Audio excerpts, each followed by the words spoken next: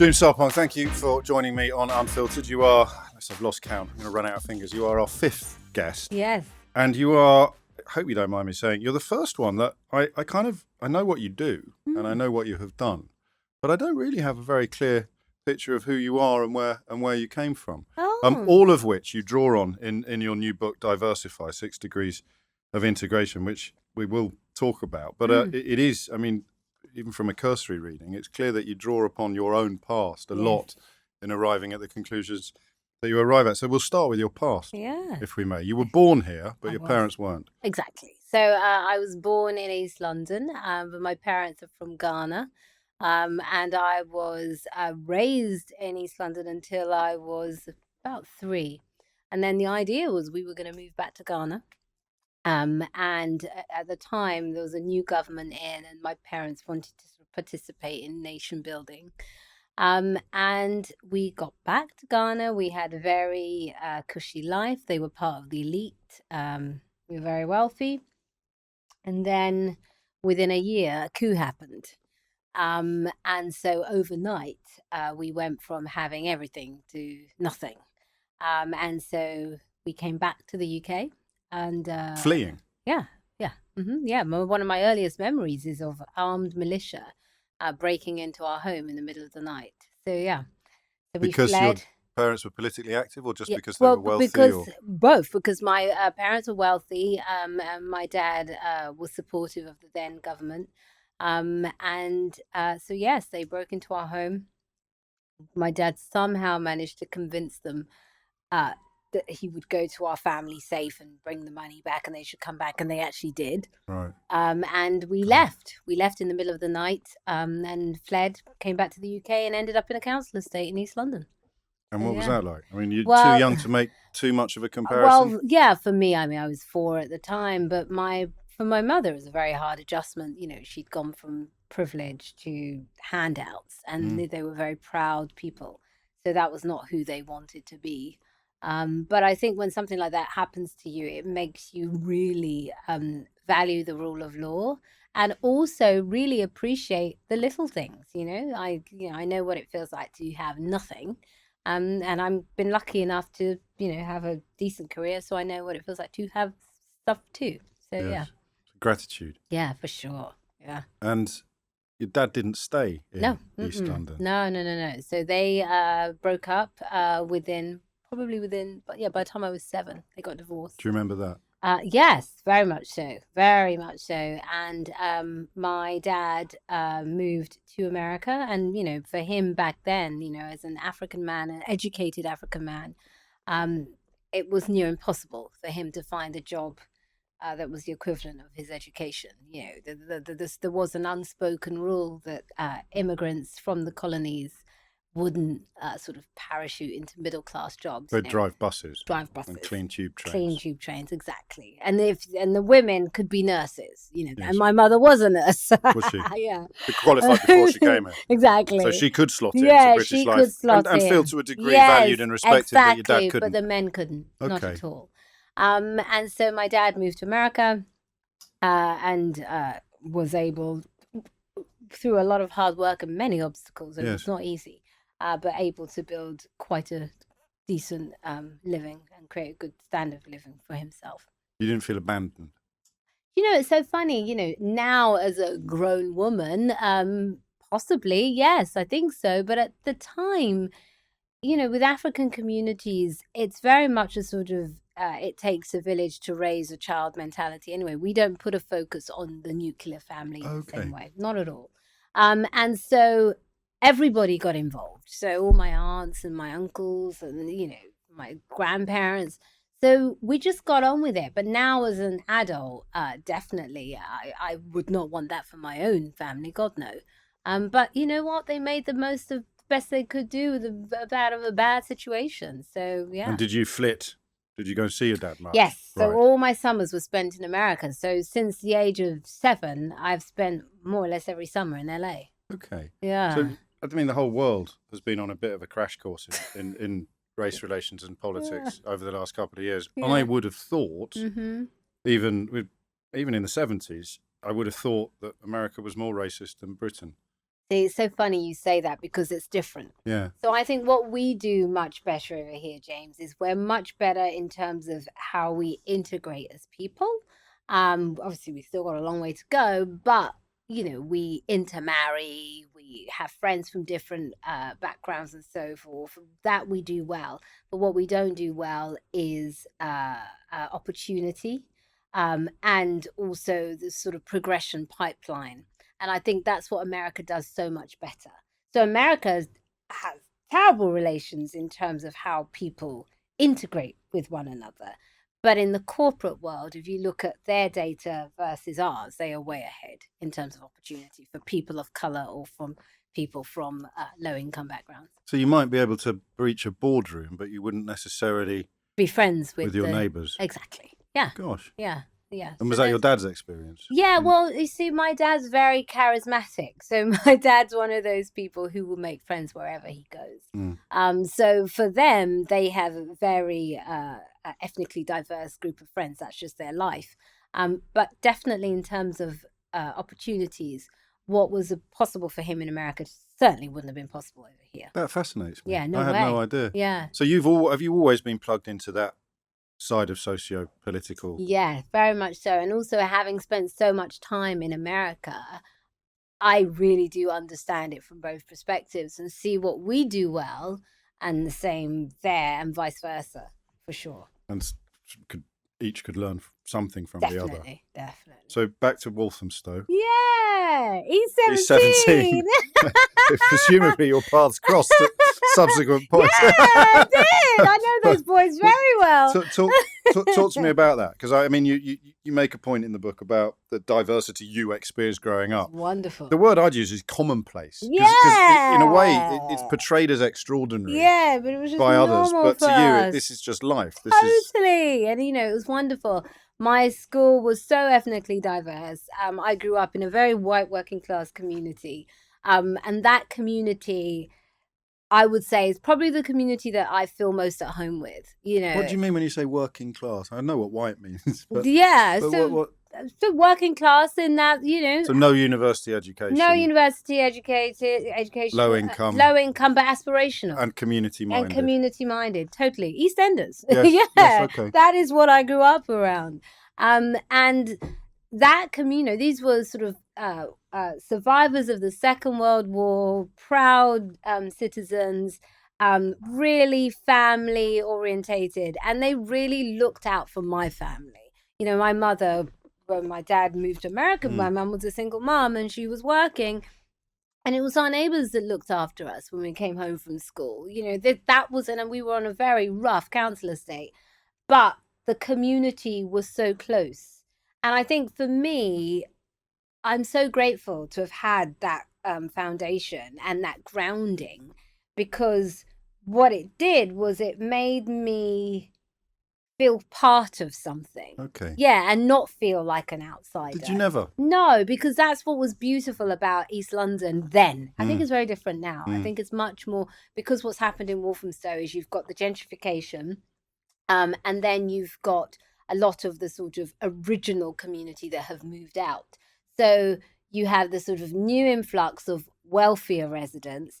You have a new influx of immigrants from communities, sort of Somalian background, and a new influx of Pakistani residents. And there hasn't been that same mixing that was there when I was growing up. Because there's no commonality. No. Whereas there certainly was when I was a child. So I'm so grateful to have experienced that. And as a result, that's what made me very comfortable with people from all walks of life. And also because my school was the best school in the area, we had a lot of the sort of middle class do-gooders that didn't want to send their kids to private schools. So again, it was a real sort of mix socioeconomically as well. So you've always felt like you fitted in then? Since those days? Yeah. Oh, totally. There's a lot of journalists, a lot of politically active people feel like outsiders. No. Never felt like an outsider. Have you ever felt Ghanaian? Yes. You do. So you've got what, two identities? James, yeah, you will not meet a Ghanaian who doesn't feel Ghanaian.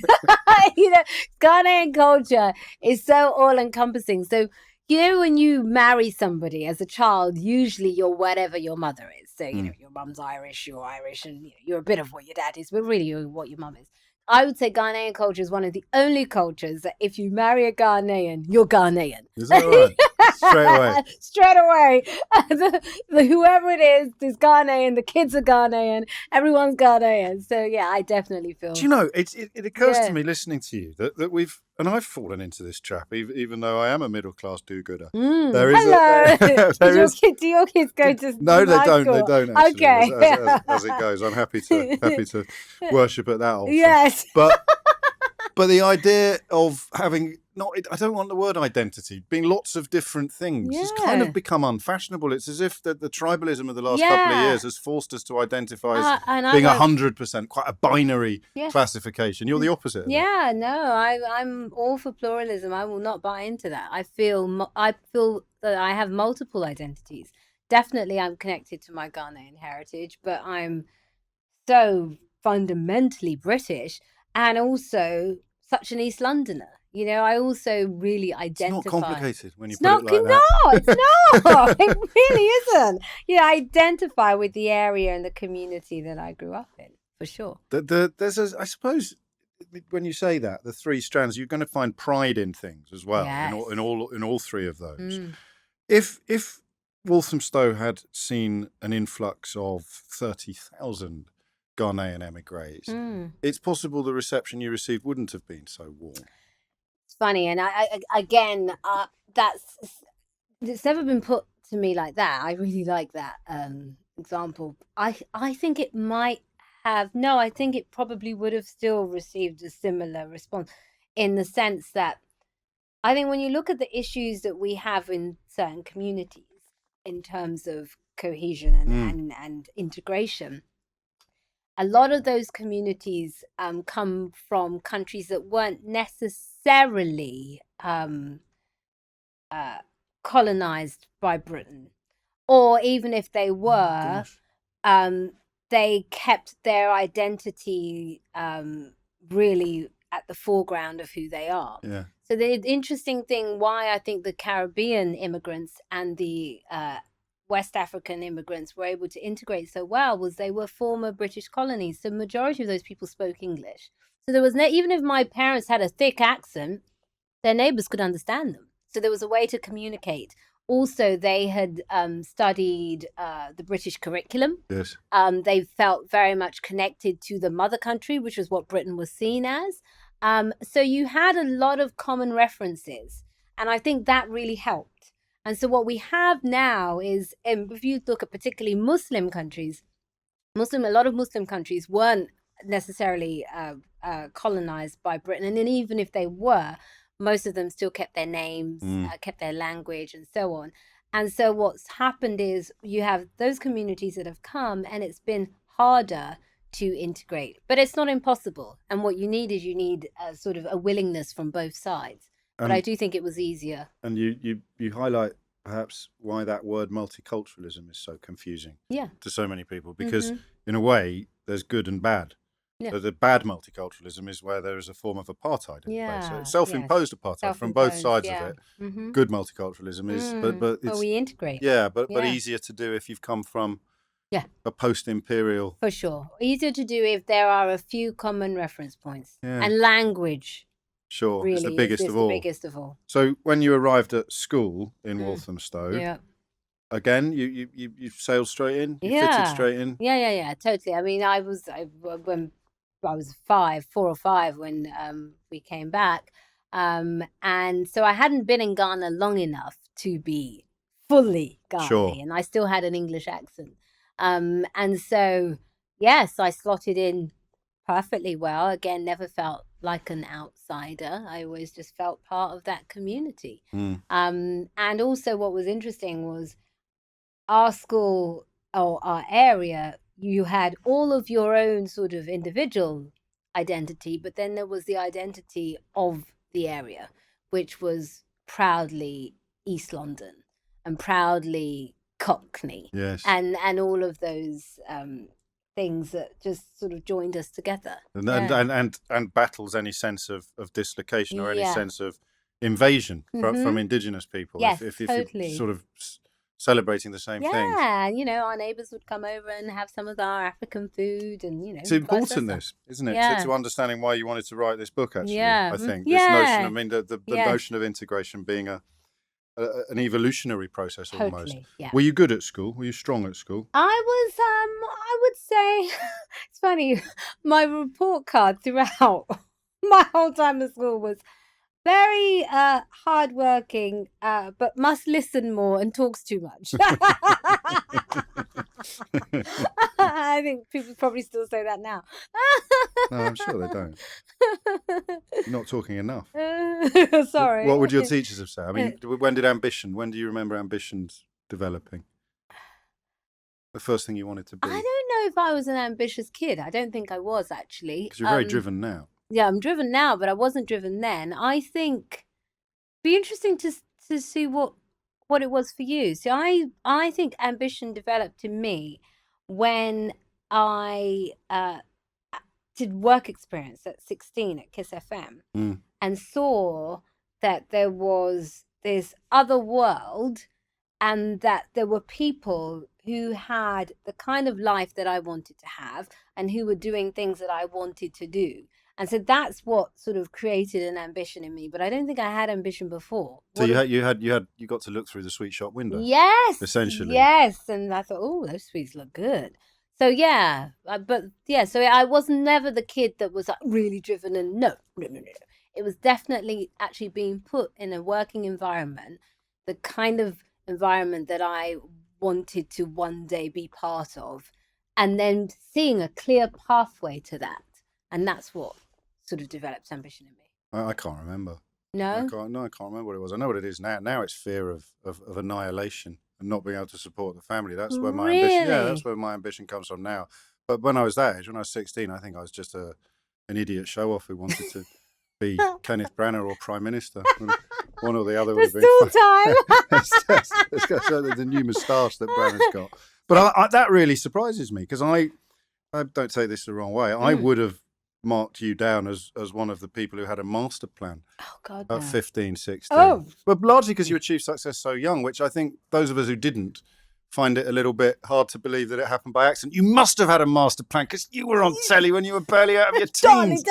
No, it's called which is why, honestly, James, this is why social mobility means so much to me, because it really was just being in the right place at the right time and being given an opportunity. Serendipity. And had I not gotten that work experience placement, I have no idea what my life would be like now, because it completely changed the trajectory of my life. Sliding doors, man. Yeah, really. How did you get it? What was the funniest thing? So like I said, the middle class do-gooders, you and your friends who sent their kids to my school. So our PTA was really strong and had very good corporate links. So our work experience placement from my school was phenomenal. It would match that of any private school, no question. And so one of the mums had a link to Kiss FM. So work experience at Kiss FM was on offer.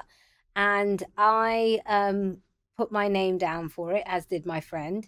And then we both put our name down for London Contemporary Dance. And we had to pick our names out of a hat because we both had the same choice. And she got London Contemporary Dance and I got Kiss FM. What's she doing now? I heard she was at Butlins. Really? She was a redcoat. What, now? Yeah, grief. She's a redcoat. Well, yeah. Contemporary dance of sorts. Yeah. Knobbly knees, that kind of thing. It's underrated. She's very flexible. I'm sure she's a great redcoat. so that's 16. Yeah. And suddenly you think... I'm like, wow. And imagine, this was when Kiss had just become legal. So I think it was like a year into them having their license. And so everybody was there. This was like the heyday when all of the DJs from Tongi, Trevor Nelson, Judge Jules, all of them that were there. And imagine me as a 16-year-old kid around all of that. It was amazing. I can't imagine it. Yeah. What did you do? I mean, are you I was socially confident? Yeah, but you can talk to people. Yes. So one thing I've always had, and again, I get that from my dad, was I've always been good with people. I like people. Yes. I'm one of those people who actually do like people. So talking to people was never an issue for me. And I think because I didn't know who any of them were, it meant that I wasn't intimidated or nervous. I mean, had I known who they were, probably not. And they kind of took me under their wing because I was the youngest member of the team. They all looked after me. And in fact, my MTV job came from Trevor Nelson. He put my name forward. So yeah. That's a sort of aligning of the planets. So the work experience led into... Yes, so work experience, and I went to do my A-levels. And then when I finished my A-levels, I was going to go to university, and KISS offered me a permanent job. And my mother, much to her annoyance and the annoyance of my African family, because obviously with Ghanaians, education is everything. They called a family meeting. You are bringing shame on this family. What do you mean? What's this nonsense? I'm talking on radio. A band man. And so back then, it's so funny when I see people like Stormzy and all of those guys now, who now their parents are proud that they're, rappers or whatever. Sure. In my day, that was like the worst thing you could be, a bandsman. So, so my dad was the only one who stood by me, and he said, I'm going to give you a year. And if this nonsense doesn't work out, you're going to university. So I thought, well, I better make it work. And yeah, luckily, within a year, I was on air. And then once I was on air, my mum was like, oh, yes, I told her, follow her dreams. It was my idea. Proud as you like, though. Yeah. As soon as. Exactly. Well, why is that? Is that because she could sort of boast about you a bit, Exactly, because then she can show off to her friends. Oh, make sure you tune in on Saturday at 10 a.m. And was that, so when you did the work experience, it was getting on air that was the seed that was sown? Yeah. You thought, why? Definitely. So it was two things. So I had a very bad car accident before my work experience, which was KISS was so lovely. So I had this terrible car accident, didn't walk for over a year. It was awful.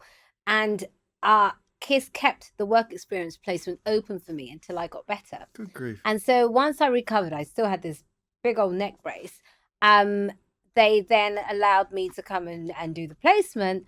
And so in the time I was in hospital, I used to watch TV all the time. And I saw Oprah Winfrey, and I thought, oh my God, wow, you can be paid to talk. I want to do that one day. And so then once I got to KISS FM, that seed had been planted in my head from Oprah, but I never thought I could actually do it. You're just like, I'd like to do it. Never thought. Then once I got to KISS and saw there were people doing it, then I was like, actually, this is possible. So it just sort of kind of, sort of carried on. You haven't mentioned music. Yeah, the music was the bomb. But was it important to you? Yeah. Or was that just a means to an end? No. So oh, man. Do you know what? The music then, it was just heaven. So what year was this? We're talking like early 2000, sort of like 2001 or so. Yeah. So the music scene. So if you imagine, this is when all of the acid jazz was bubbling. So JK, Soul to Soul, all of those guys would be coming into the studio. Then you had sort of the American scene, a few years later, all Britpop. So it was such an amazing time to be in the music industry back then. And it was all British. And it's funny, I suppose, with what's going on now, where you've got, the sort of the new lot, like the Rudimentals and all of those guys, it's happening again. But I think I was at the sort of heart of it the first go round, and it was in terms of the more modern stuff. So yeah, it was just amazing. The music was so good. And then to telly. Yeah, thanks to Trevor Nelson. Thanks to Trev. It's not a bad little sort of I know. recommendation. Yeah, to have. Good old Trev. Do you have the look at me, Gene? And I mean, do you have that? I've asked almost all the guests on Unfiltered this, because we started with Russell Brand, who has I love probably Russell. the most overdeveloped look at me gene in the history of humanity, by his own admission. I worked with him back at MTV. Yeah. Just before he got fired for coming to work dressed as Osama bin Laden. And also he was still very much he was still on drugs. Yes, big time. he's very honest about it himself. But that notion of needing the approbation of an audience, do you have that? No. It's an odd business to end up in then, really. No. I don't have the look at me gene at all. I have the I like people gene. Yeah. So I think it's twofold, isn't it? You either do this job because you have the look at me gene, or you have the I like people. I'm interested in people gene. Communicate. Yeah, is I what- think you've got the I'm interested in people gene. Yeah, I've got the look at me gene as well. Do you I think so, really? yeah. Although You don't seem like you've got the Yeah, look at me gene. You very hide it kind. well. Yeah, but maybe it diminishes as you get older and your priorities change slightly. But Okay. you never had it at all. I don't think so. I don't think so. And then you became proper famous at what? Early 20s? No, Bit later. 19, 19. 18, 19. Yeah. Do you remember the first time you got recognised in the street? No.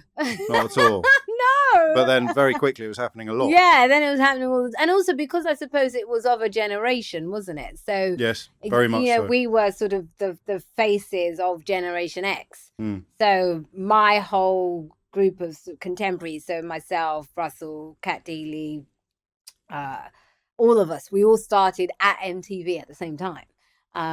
So yeah, it was a fun time to be there. And is it fun being famous? Do you like that, or is it?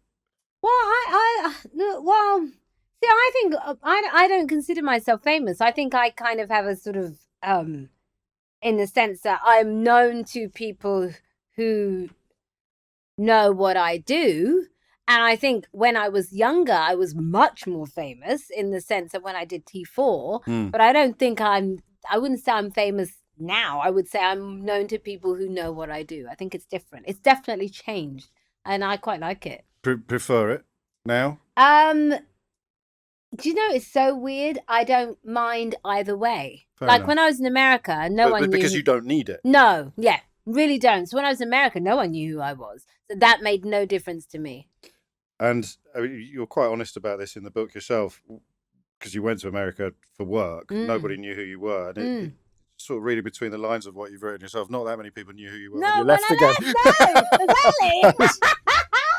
So it didn't go brilliantly. No, it didn't go in bad. that sense. It didn't No, go brilliantly. sure. No. So it that was okay. that was the Oprah Yeah. bid, was it? That was when you were in your Yeah. heart of hearts, you'd have been hoping to get that sort of show. Exactly. Okay. Yeah. So the idea for me was, but I tell you what it did do. So I went to America like all British talent, Holy Grail, cracking America, and no, I didn't crack America. But what I did do, and why I'm so grateful, is I got to experience the American dream. And I think that really helped me in terms of confidence levels, in the sense that, you know, growing up in the UK, I do think because of our class system, there's very much a sort of know your place mentality if you are from a less privileged background. So even if you're confident and blah, blah, blah, blah, it's still in the back of your head. Yeah. And I think what America did for me was it helped me push through that. And I think when I speak to a lot of other British people who've gone and moved to America who are not from privileged backgrounds, they say the same thing. That's really interesting because it for me, it's only since Brexit that I've seen the forelock tugging mentality of British people. The you know, well, we won't trust experts, which is kind of understandable. God. It's not ideal, especially if you're poorly. Yeah. But equally, that kind of it's not our place. Jacob Rees-Mogg being a great example of someone who. Really, if he spoke in a broad Yorkshire accent, no one would be listening. They'd be laughing They'd at be him. laughing. But because he has this... be that is- ridiculing those views. Yes, precisely that. They'd be calling him xenophobic, all sorts, Well, you can... I don't know if feel sorry is quite the right phrase, but I sometimes think that Nick Griffin must sit looking at the television and looking at people like Farage and Rees-Mogg going, what the hell did I do wrong? This is so unfair. Exactly. They've And he nicked my still act. But he still went to Oxford as well. He it's like, did, that's yes. not enough. No, exactly. Well, but maybe that was his mistake, Maybe that was actually. his It was mistake. academic training, so he knew Yeah. deep down that he had to try to explain himself, whereas the people profiting at the moment are the people who Okay, don't. exactly. And that is uniquely British. Yes, Because even it in is. continental Europe, you still have old privileged families, but you don't have public schools. No, You don't have... no, not in that- the same way. No, and also what we have here is a real sort of clear pipeline to Yes. a certain sector of society, isn't it? Or section in society. So it's very clear. You go to private school, you go to a Russell Group university, and then you end up with the best white collar jobs. That's it. And if you deviate from that in any way, shape, or form, then you're not really properly accepted once you get into that job, even if you have that job. And so I think the wonderful thing about America, what it did for me was it sort of etched some of that out of me. And all of this explains how you've ended up writing a hefty tome Yeah. of a book that blends Yeah. academic or academia Yes. with autobiography. Yes, I but mean, sort of, can't- yes, but yeah. what I mean by that is I use my own personal experience. as a lens through which to examine. Yeah, definitely. And it's universal. very accessible, very accessible. You know, I'm not an academic. So what I was very clear about with the Oxford team was I wanted to be able to understand it. I Go wanted to be back able a to- bit further if you would, because Yeah. how do you end up with an Oxford team? So talk me through the Yeah. genesis of the project. Yeah, if you will. sure. So basically what happened to me, like I said, you know, went to America to try and crack America. Mm. Didn't crack her. Just a little dent east and west coast. Scrap. Yeah, scrap at the east coast. So while I was scrapping in the west coast, I was filming in Las Vegas. And this young guy appeared on set, James, who was covered head to toe in tattoos. And what I made the assumption of as being gang markings. I had Sure. no idea, no Yeah. evidence of that. Yeah. That's the assumption that I came to. And I felt really uncomfortable around him and nervous and awkward. And if I'm honest, I was scared of him and intimidated by him. And in that moment, I thought, oh my goodness, that's what this is. You know, that's what otherizing is. And, you know, as a woman of color, I've only ever looked at this issue from being on the receiving end as opposed to doing it. Yeah. And as opposed to having my own unconscious biases and sort of hidden So prejudices. this is that moment in Crash where the Yes, where it all comes full circle and they all Bingo. realize, Yeah, that was okay. my crash moment. Oh, I Yeah. like that. Can I steal that? can have it. Yes, It's my yours, crash moment. Thanks, James. And so I was like, oh my God, that's it. That's it. That's Yeah. it. Oh wow. And I thought to myself, wow, what hope has that child got if even I'm feeling funny around him? So anyway, I went to speak to him, and yes, he'd had a difficult life, but luckily our sound man, who wasn't as limited in his thinking as I was, had taken him on as an apprentice. And so this kid was really excited at the prospect of a career working in sound and working in television. I just thought, oh, this is going to be hard because he's going to come up against this Every time everywhere he he walks into goes, a every room. time he walks into a room. And so I thought, wow, I'd love to somehow start a conversation around this. And this was pre-Brexit, pre-Trump. And then what happened was Caroline Michelle, who's a literary agent, is an old friend of mine. And this is when Lean In, Sheryl Sandberg's book, had just come out.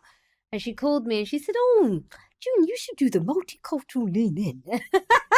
Back to that word. Yeah. And I said to her, you know, it's funny. A few years ago, this incident happened in Vegas, and I've always wanted to talk about it. And I was thinking maybe a documentary or whatever, but I've never known what. And she said, I think you should write about it. And so that's how this started.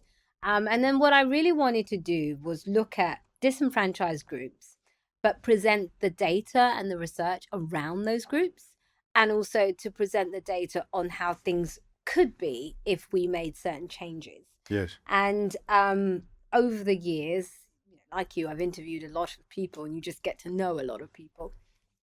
So I knew Iqbal Wahab, who's a very successful businessman in London. And he had done a lot of work with Nuffield College, Right. Oxford, on social mobility. And so he connected me with them. And they straight away said yes. And then the same with the LSE. And they said yes. And that's how it all came about. So with Oxford, the research was sort of maybe 2 years worth of research, and LSE is about So a year. that's the hard the hard numbers. Yeah, that's the hard because numbers. you want to know the percentages. Yeah. 12% of solicitors come Exactly. from working class backgrounds. Yeah. Women earn 14% less Yeah. than men. 1 in 16 top management positions held By by a an ethnic name. minority Yeah. person. The line you wrote when you met that because the man with the tattoos becomes the springboard for the whole project, as you've explained. It's a great line, this. I was prepared to pretend he wasn't there so I could feel comfortable. Mm-hmm. We don't Yeah. just do that with people. We do that with Yeah. all of the issues raised All in the of the book as issues. well. We Yeah. pretend, Yeah. I mean, Black Lives Matter, we Yeah. pretend there isn't. Yeah, just so we Like- can feel comfortable. Yeah. And you know what made us, and particularly in London, which is why I must say I love your radio show as well, Thank you. because you're so honest. And what I You love can fake about that. You can fake anything. You know what I mean? And what I love about what you do with your show is you present the facts in a way that doesn't belittle the other person on the end of the phone. And I think it's so important because that's how you change hearts and minds.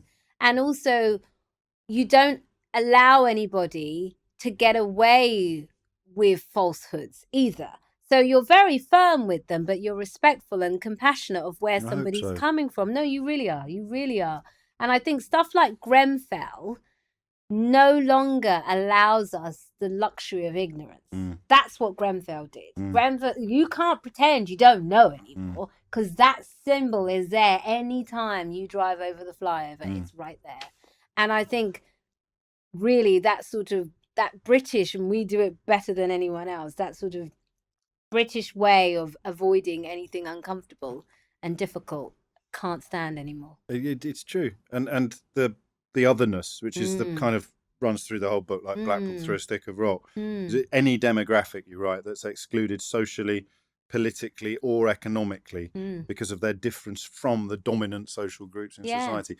What's weird about Britain at the moment is there's not a great deal of agreement on who the dominant social groups in society are at the moment. Because when people talk about the elites, people who've been to Eton and talk about metropolitan elites somehow subverting. Yes, I know. It's funny. I was on a show the other day with Quentin Letts, and he's hilarious.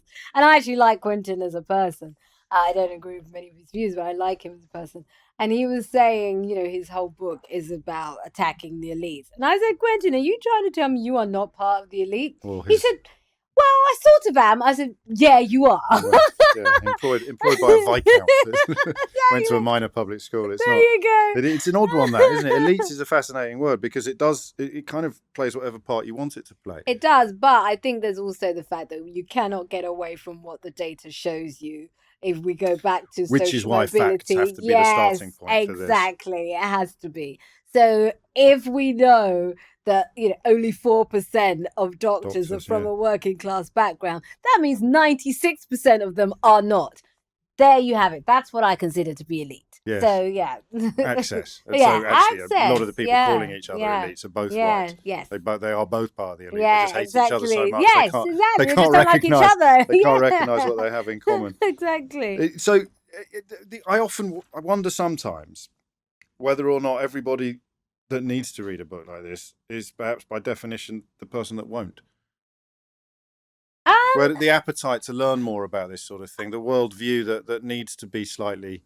Well, I think it's different. Challenge. I think it's different entry points, isn't it? Yes, of course. Yeah. So I think, again, back to your show and this show as well.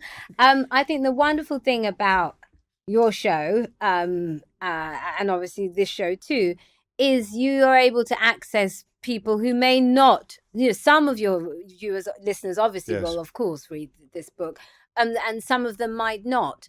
And I think it's about different entry points. So the book captures a certain audience, then next year we're going to do a documentary that would capture a different audience. So it's a project. It's a project for me. This is it's a real passion, and I hope what I can do is help ignite conversations between people who normally wouldn't connect or wouldn't normally connect in an honest way, in an authentic way, which is also one of the 6 degrees of integration. Yeah. Talk us through what that involves. So there's 6 very simple steps on how you better connect. This is your own conclusion. This is your thesis, as it were, after totally. going. Okay. Yeah. So I sort of use the 12-step as an example. So I'm teetotal, always have been, but most. How come?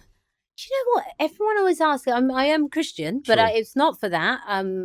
But you're allowed to drink. Yeah, exactly. Yeah, exactly. It's the centre of it. Wine is everything. It's not wine. Wine's the blood of Christ. Well, my family just didn't particularly drink. Sure. So I didn't grow up in a household that had much alcohol in it. So, yeah. Never got the taste. No. And so backstage at all those gigs back in the day and not indulging in any of the... And there was all sorts going on backstage. That's why you can remember it. That's why I can remember it. And that's why when people see me, they're like, what did I do? I'll tell you. And so, never have done. But and obviously working in entertainment, most of my friends are AA. Right. And so when I moved to LA, I would go to AA meetings with my mates. And I found it Why? fascinating. Just out of interest? Well, one day I was meeting one for lunch, Yeah. and I arrived early, and she was like, "I've got a meeting." I said, "What's the meeting?" And she was like, "My AA meeting. Do you want to come?" And I was like, "Sure." And she said, "Well, they don't let outsiders in." And I was like, "What's an outsider?" Someone who's not in recovery. So she said, "So you're going to have to pretend you're in recovery." I was like, "Okay, cool." And so I went in, and I found it fascinating. I think the reason it's so successful is there are sort of three elements that make it so powerful. First is it's completely judgment free, because everybody has been on their knees at some point. So there is no judgment, regardless of what you've done, regardless of how bad it may seem or how bad it has been or will be. There's no judgment. Two, you have your individual sponsor that holds you to account. And then three, you have the community. Right. And I think those three elements mean that long-lasting change is possible. Because even when you sort of slip back and revert back to your old way, you're allowed back into the fold. It's judgment free, but somebody will hold you to account, and then the community supports you. And so I found it fascinating because it was a real microcosm of society. Yes. And one of the only places I've ever been to in life where there's no hierarchy. And in particular in LA. I mean, if you're in a AA group that's predominantly a wealthy area or predominantly a poor area, maybe most of the people there are the same. But the interesting thing with LA is because you have the wealthiest people on the planet, literally side by side with the poorest, that's what you have in their AA meetings. And so you have these sort of movie moguls next to the mother who's just come out of jail for selling crack, and everybody's together, and somehow they find common ground. And I just found it just a sort of a fascinating case study. And I think what's interesting about that is it shows it can be done, and it's a shame that it's pain that gets them there. Sure. But so that's why I wanted to sort of model the 12-step and then apply it to what we can do as individuals to better connect with the other. So it's really simple. To be better people. And also to understand, not necessarily how to be better people, but to better connect with somebody who may seem different to you. So it represents evidence that with the right support, you can make meaningful changes to your kind of almost your social DNA. Totally. And think about it. Think of how powerful addiction is. Yes. So to give up addiction and for it to be sustainable, whatever that mechanism that allows you to do that has to be so powerful. It has to be more powerful than the addiction. And there aren't many things in life that are. Was there always, when you started the research, was there always a goal that you wanted to come up with a formula, with a key to unlock these problems, and that's why you were doing it? Yeah. Right. Okay. Yeah. And this is the key. And this is the formula. Key. Yeah. I always did. I always, because I suppose with the job that we do, you figure out how to connect with anyone from anywhere. And you might not even be able to articulate what that is, but you're able to meet somebody and in the space of a matter of seconds find some way of connecting and finding common ground. And I wanted to figure out how can you sort of give people those steps that we do every day as part of our job for their everyday life. Because luckily with our job, you are forever meeting people from different walks of life. So you have to know how to do it sort of innately. Yes. And how do you help other people? And this then becomes like teaching someone how to ride a bike. Something that may come naturally to you. You think. And so let's talk through what they are. Yeah. Challenge your ism. Yes, and we all have them. And the real fun part, so the Oxford team came up with a set of questions. And we have a thing called the ISM calculator that you can go on the website, which is diversify.org, and actually calculate your ISM and figure out, where you're. People are going to be surprised by that. They are. Well, I'm even mine. I was like, oh dear, I've got some work to do. I think I was at 42% or something, 42%. So it's not bad, but it's not great. No. Sure. And mine, I would say, my sort of isms. Definitely around the area of politics. So we've got a section which is all about sort of political leanings and views, and I'm definitely very intolerant of intolerance, and I think there's an arrogance that comes from that, our sort of liberal thinking, that we need to look at. This is the follow 10 people on social media for a month, or buy a Yeah. newspaper that you would never ordinarily. But Yeah. I do that every day. It doesn't work for me. It entrenches my ism. The more exposed I am to these people, the more convinced I am that they're all bovine bigots.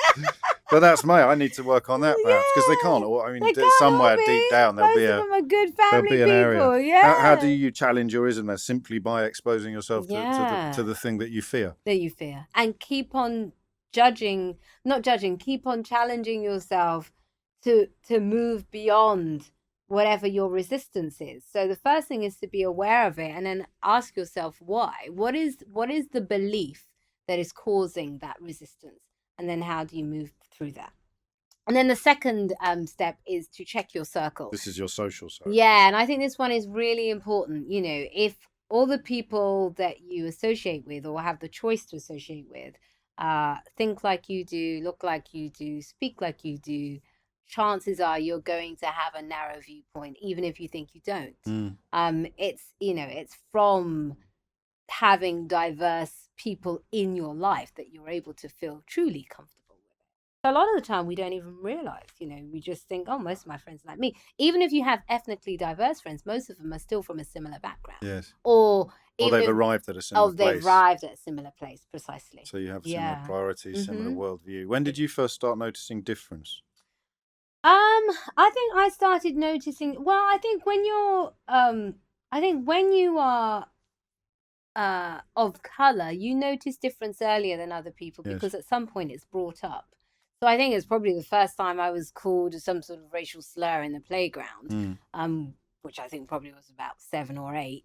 And then going back home to my mom and saying, what is this? I was called, I can't remember what it would have been. Sure. But yeah, so that's when I would have started noticing difference. But then I found that I tended to like difference too. Sure. Yeah. I when you check your circle, that there's a slight, and it doesn't come across in the book. It just comes across as I look at my notes. Yeah, it's a little bit militant, whereas I will now go out and try and find a veiled Muslim woman with a broad Lancashire accent, because I need a friend like you. I would say that's not a bad thing. I would say good. And you're right, of course, because then you understand. Exactly. That perhaps is why people sometimes, the big surprises in media, like Nadia Hussain on Bake Off, because there's a genuine joy in discovering what you have in common with someone that you might previously have presumed you had nothing in common with. Totally. And you could call it humanity. How about that?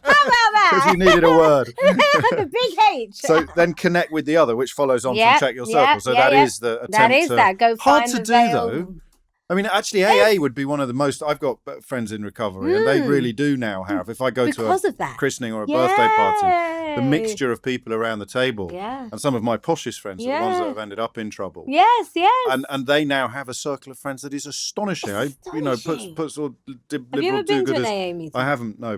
Honestly, just as a case study, go to one. Yes. Fascinating. Because it does that. It gives you that unavoidable connect. With the unavoidable connect, and also often. Those are the people that you have been most honest with. Your friends that are in AA that now have this diverse set of groups, they've probably shared things with those people that their own family don't know, that their wives and husbands don't know. So totally.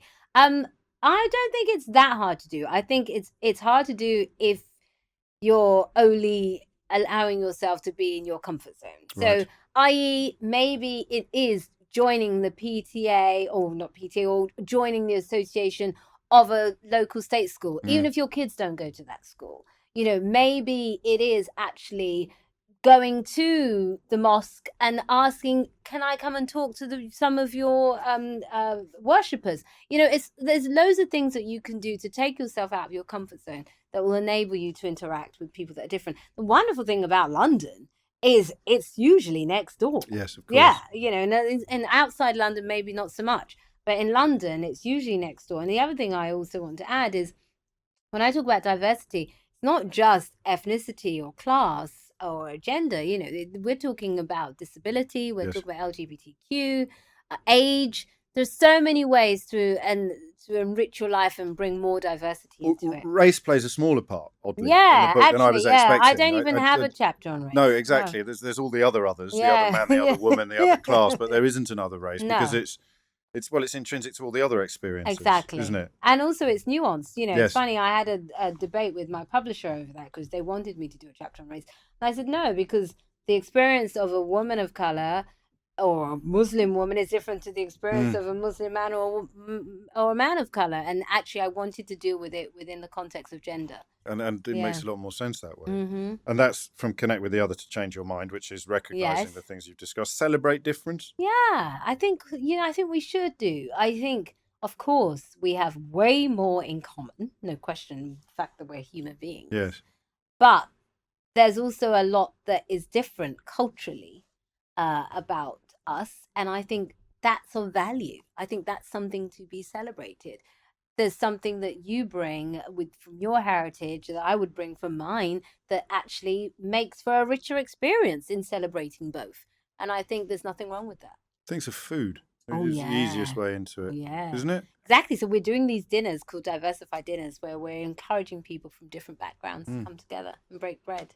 And then finally champion the cause being integration. Yes. Yeah. So you how do you do that then? By spreading the word. So Right. telling people, telling your friends, telling your colleagues, and getting them to do the 6 steps as well. So you're on a proper mission. Yeah.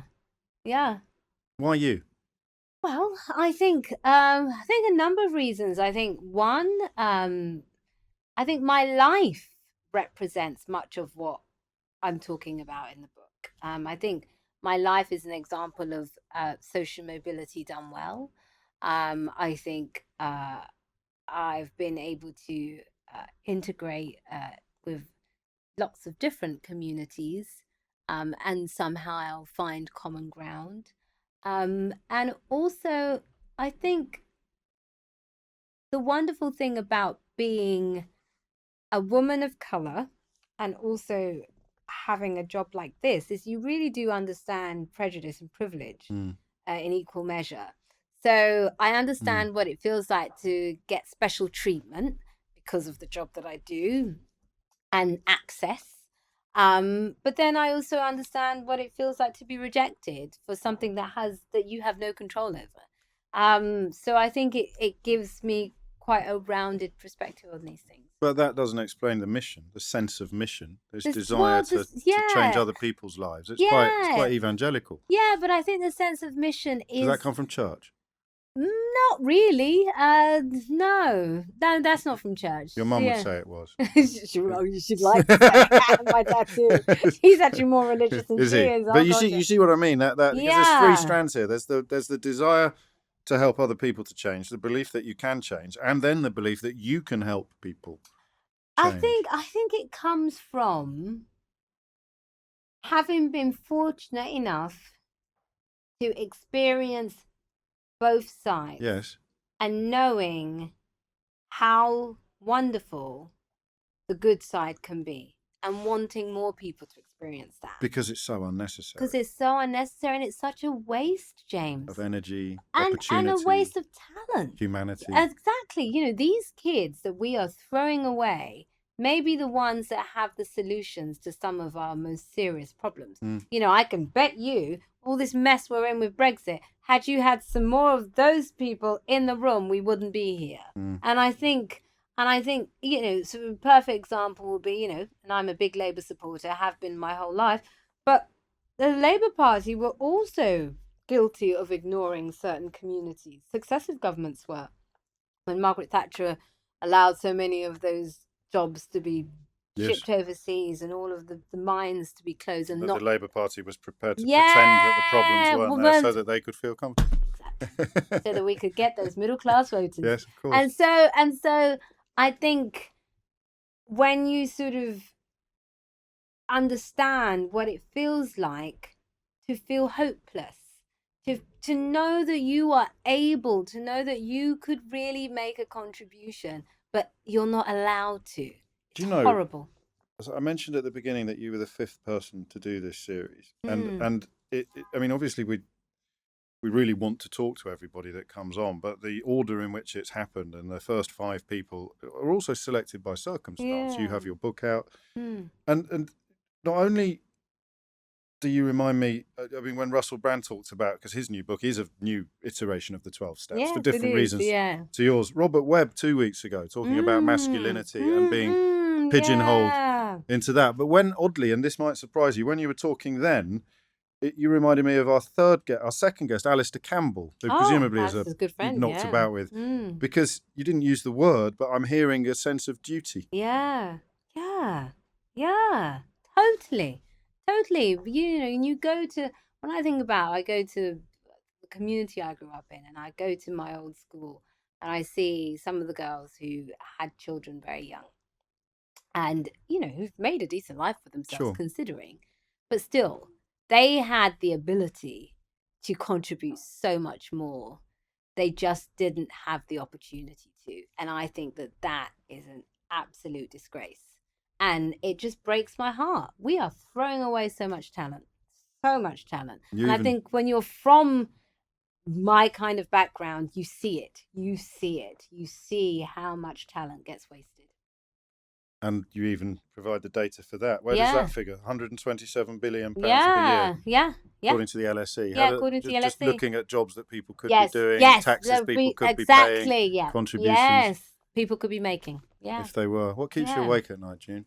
What keeps me? I sleep very well, actually. Yeah. I'm one of those few people, I can sleep anywhere. When I used to do the dance floor chart on MTV, and we would film like in the middle of the night, I had to learn how to sleep anyway. So not much keeps me awake at night, but what keeps me motivated is just how you level the playing field. Just a little bit, so that the next person coming through has it that much easier. What if checking your circle involves, as I'm sure it does with you, being friends with people who like the playing field very much as it is? Thank you very much. And it has to involve that. Yes. Because you have to change them, because actually most of them are the gatekeepers. So we got no choice on that. But why would they? Why would they? Because my dad sent me to public school precisely so that I would do better than him, because he was on the Daily Telegraph with his Yorkshire accent, and he's left school at 15, and these bastards flew by him, was how he saw it, and he wanted to buy me the golden ticket, which he did. But you want to abolish golden tickets. That's what I want to abolish, golden tickets, and I'm all for your father doing. He had to do what he had to do, of course. But I want to abolish the golden ticket. I say, for those who say, oh well, we're fine. Well, you're not. Brexit shows us you're not, because you know what? You allow things to become that unequal, we all suffer. We all suffer in the end. So no, you're not. And actually, I think going forward, I think China's a really good example. So with China, as we know, for centuries, Chinese culture was in part, women were considered second-class citizens. But when the whole Land Reform Act happened, when, Chairman Mao came into power and really wanted to look at how to take China to that next level, they almost had to put that sexism to one side, because he's the one who came up with the slogan, women hold up half the sky, because he knew there was no way men could just do it alone. So therefore, they changed the law to enable women to own land, to enable women to start their own businesses. And it's those policy changes that have helped drive China's success story and make China the powerhouse that it is today. And so what I say is, what we have that China doesn't have is because of our immigration policy that a lot of people are against. But actually, the wonderful thing about immigration is it also means you get the best talent from everywhere in your country, building businesses in your country. And I think because of that, we have the opportunity to create a framework that allows everybody to contribute. And I think the country that gets that right will be unrivaled. No one will be able to match us if we get that right. You've mentioned Brexit a lot of times, which is normally what other people You accuse mentioned me of. but you, and I always listen to you to make me feel better about Brexit. Well, I still feel depressed. I feel less mad. Yeah, less mad. Less crazy.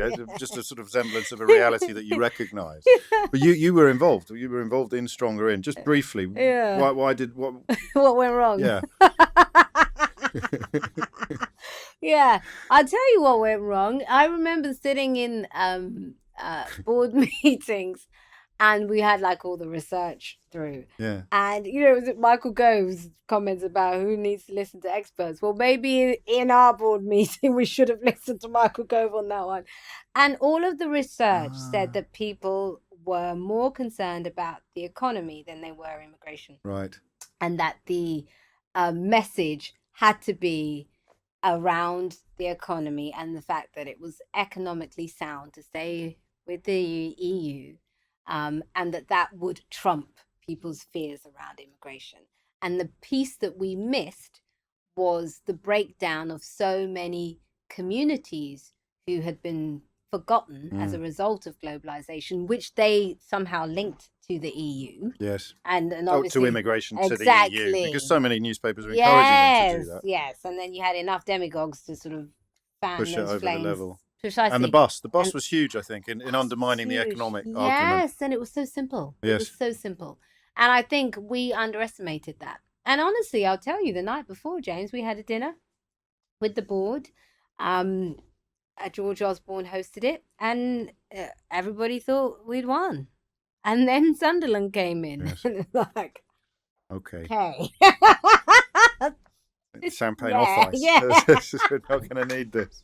We're not going to need this. We're not going to need this in the fridge. The book's out now. Yes.